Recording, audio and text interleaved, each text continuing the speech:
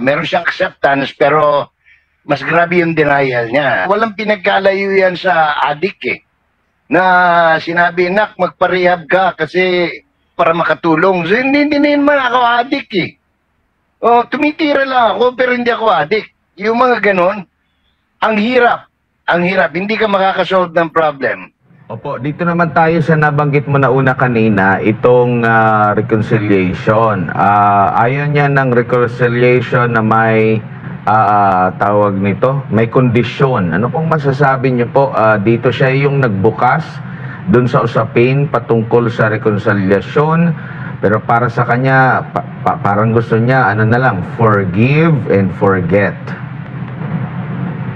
Alam mo, ang problema siya ang humingi. Siya ang nagbanggit, no? Wala namang, it never came from the other parties, no? Hindi naman si Inday Sara, si Vice President Duterte ang nagsabi niyan. Hindi rin naman ang kampo ni former President Duterte ang nagsabi na they want to reconcile with the Marcoses, no? Siya ang nagbukas sa isang tanong, no? Sa possibilities. Dahil ang sabi niya, di ba sabi niya, ayaw niya ng may kaaway, ayaw niya ng may kaalitan, no?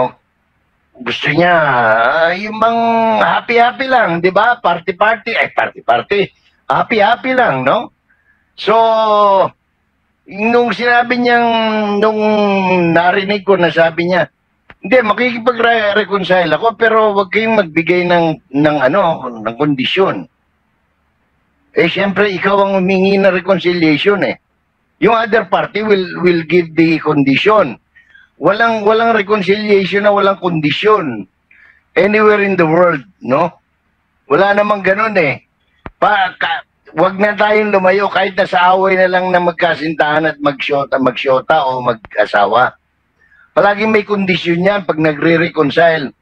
O wag mo nang ulitin ha, okay na ako sa iyo.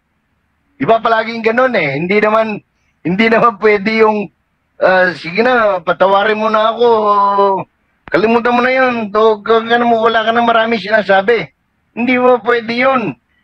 Magagalit lalo yung asawa mo niyan o girlfriend mo, di ba? O yung mister mo.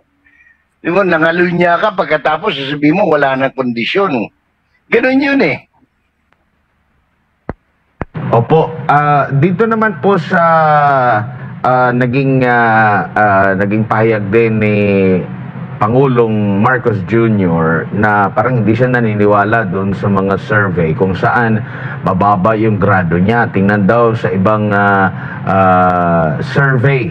Anong masasabi mo naman dito? Dahil ito, sentimiento ng taong bayan at kung pagbabatayan natin ng mga survey, maliban doon sa pagbibigay ng grado sa mga opisyal ng gobyerno, nandun din yung survey kung ano yung pinakapangunahin nila na pangangailangan at laging naunguna, pagkontrol sa presyo ng bilihin, kahirapan, peace and order, trabaho.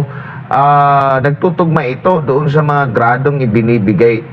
Noong sa unang interview, kanyang inamin na kailangan na talagang maiparamdam sa taong bayan. Tapos, biglang pihit na naman dito sa panibago niyang naging pahayag, Manang Jay. Alam mo, yan ang problema ng presidente natin, no? Meron siyang acceptance, pero mas grabe yung denial niya. You cannot solve the problem pag wala kang acceptance na may problema. Kasi kapareho niyan. Simple lang naman. Gusto niya you want to test the water, Mr. President, where the public trust you. Pumunta ka sa palengke. Yung less anong tawag ito, walang gimmick. Yung lang, ocular ka lang bigla, no? Walang announcement. Makikita mo kung mahal ka ng tao eh. Yun na lang ha. Dito na lang example. Pag pinalabas nyo, alam ko, we have some video. Pupunta siya nung campaign period. Alam mo kung mahal ka ng tao eh. Pagdating mo ran, para kang rockstar. Talagang tao sa'yo, di magkamayaw. O pupunta siya, anong ginagawa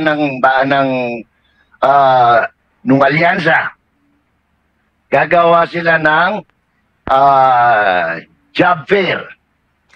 mamimigay sila, magpe-payout sila ng AKAP at iba pang ayuda just to gather the people. Pagkatapos sasara yung gate, parang sa ganun hindi makaalis para pagdating ng presidente marami pang tao.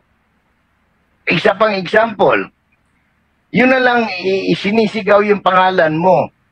Pero ano ang sigaw ng tao? Yung BBM tapos walang gustong sumigaw. Tapos kung may sisigaw man, Duterte sinisigaw. Alam mo, if you are in denial, you cannot solve the problem.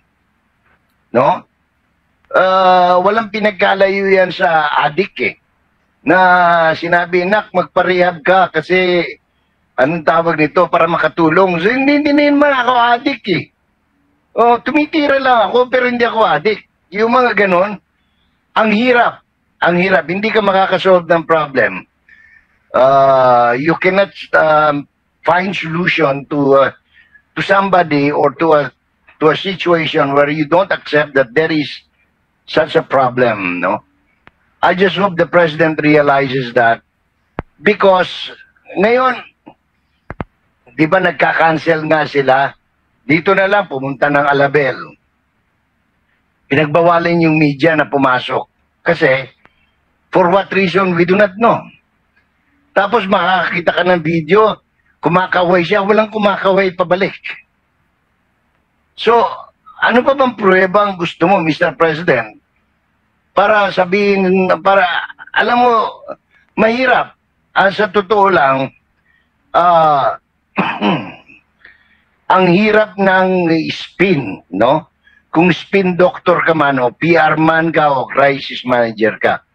Kaya ngayon, problema nila, walang gustong tumanggap ng communications. Kaya ako, nagre-recommenda na nga ako, yung mga alam kong loyal pa rin sa kanila, no? Katulad ni kaibigan kong si Leslie Bocobo, no? Isang manunulat. Kasi balita ko, tinanggihan din ito niya yung offer to the communications. Hindi naman effective si Jay Ruiz. Although si Jay Ruiz, kapamilya pa nila yan, related pa sa mga Marcos yan. Wala namang kredibilidad. Ako, kaibigan ko si Attorney Claire Castro, pero unfortunately, whenever she's fast becoming the laughing stock of everybody. No? Every time she opens her mouth, contempt ang tao, contemptuous na sa kanya. Ay, hindi na sila nagpapaniwala dahil walang credibilidad So, yun ang problema natin, no? Ang dami naman nilang pwedeng kunin. Nandiyan si Jared Pulido. Kung gusto nila na walang kakwenta-kwenta yung pinagsasabi araw-araw, no? Nasa kanila yun. Pero, yun nga ang problema nating malaki.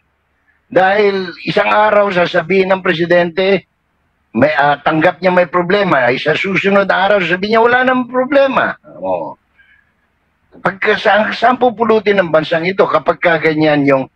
Although ako, I am not surprised, no, Admar, kasi from day one of his presidency, he has become consistently inconsistent and inconsistently consistent, no?